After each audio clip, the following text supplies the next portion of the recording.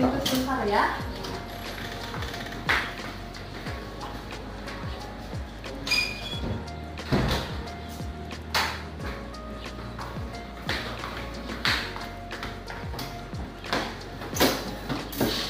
Baik Ibu, selamat pagi. Perkenalkan saya Bidan Wiwin. Ada yang bisa saya bantu? Mau kontrol kehamilan aja Bu. Oh, mau kontrol kehamilan ya. Baik. Dengan Ibu siapa? Ibu Nita. Ibu Ika.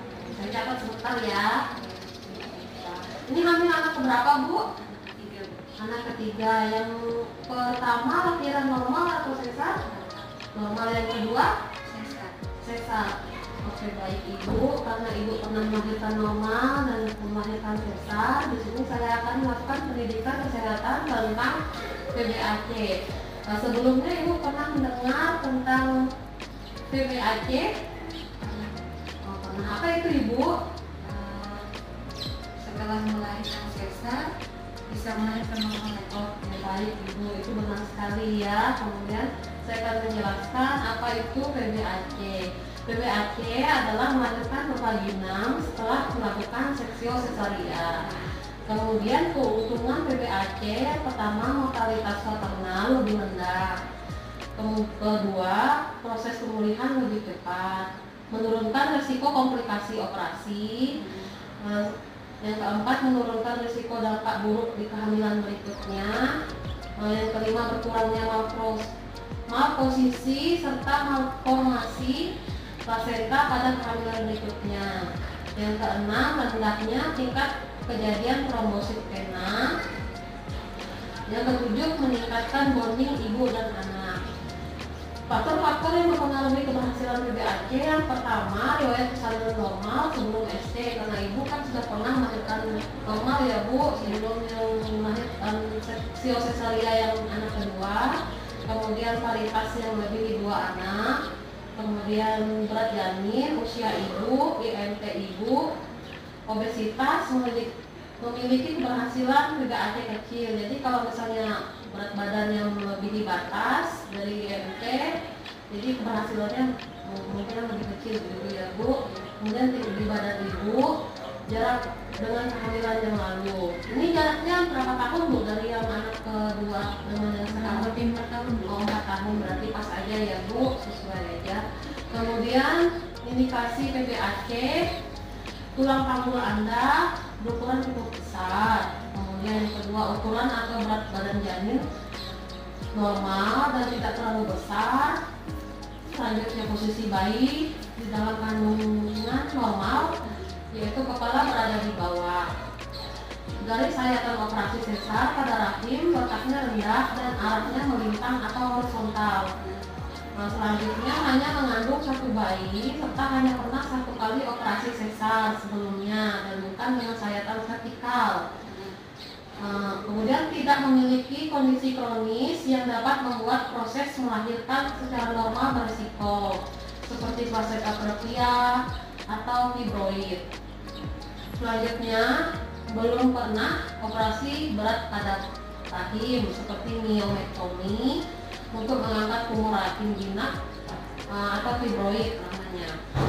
Belum pernah mengalami rahim robek di kehamilan sebelumnya, begitu ya Bu. Nah, ini saya akan menjelaskan tentang kontraindikasi PBAC.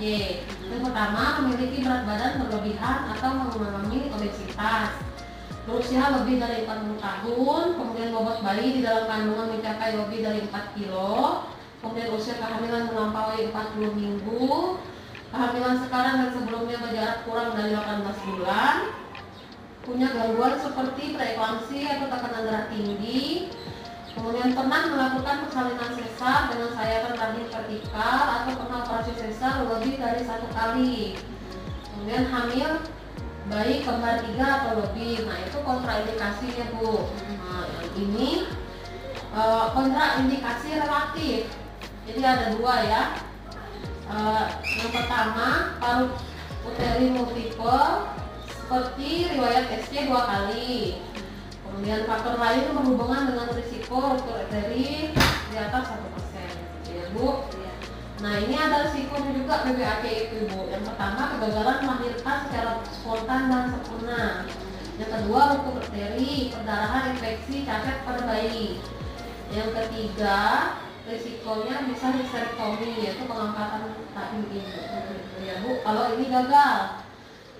Kemudian sebelum PBAC itu kan ada persiapannya dulu. Yang pertama, memutuskan melahirkan dengan PBAC. Jadi ibu dan suami sudah konsultasi dan berbincang akan melakukan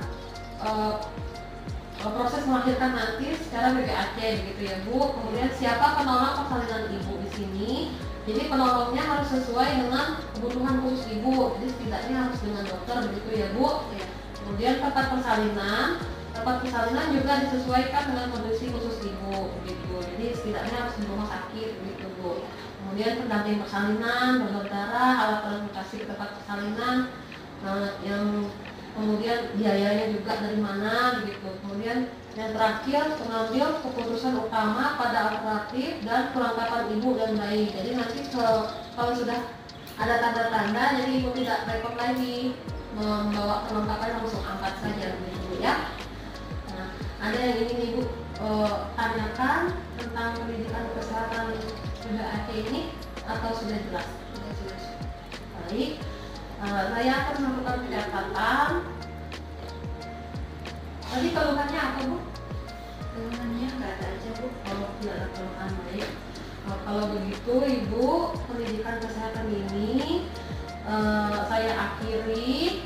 Nah, sampai jumpa di pendidikan kesehatan dan kontrol selanjutnya begitu ya Bu.